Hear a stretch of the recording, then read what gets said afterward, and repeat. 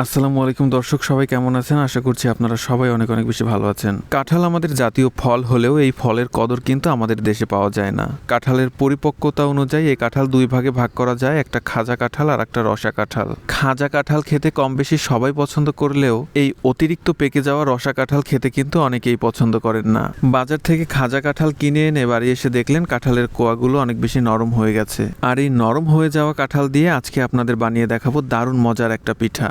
এজন্য কাঁঠালের কোয়া থেকে বীজগুলো ছাড়িয়ে কাঁঠালগুলোকে ব্লেন্ড করে নিতে হবে। এই যে দেখেন, আমরা কাঁঠালগুলোকে পেস্ট করে নিয়েছি। দেখতে অনেকটা তালের মতো মনে হচ্ছে না? এখন এই কাঁঠালের পেস্টগুলোকে অন্য একটা বাটিতে ঢেলে এর মধ্যে দিয়ে দেবো 2 টেবিল চামচ ময়দা।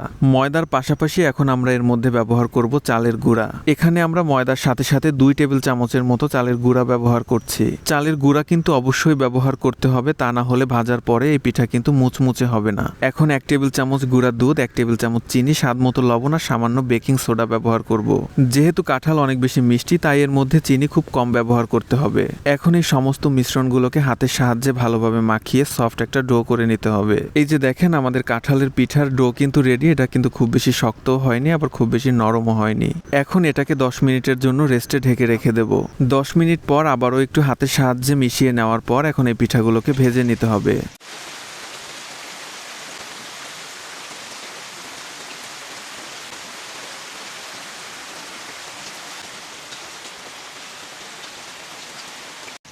বাইরে কিন্তু প্রচণ্ড বৃষ্টি হচ্ছে। যাই হোক, এখন একটা কড়াইতে পর্যাপ্ত তেল দিয়ে এখন এই পিঠাগুলোকে ডুবো তেলে ভেজে নিতে হবে।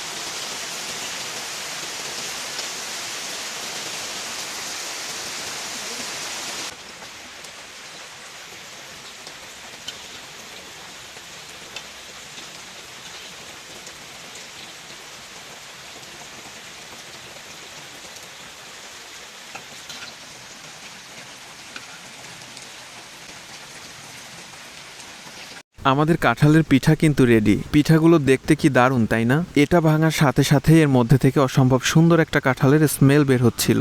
আশা করছি আজকের রেসিপি আপনাদের কাছে ভালো লেগেছে। সবাই ভালো থাকবেন। আল্লাহ হাফেজ।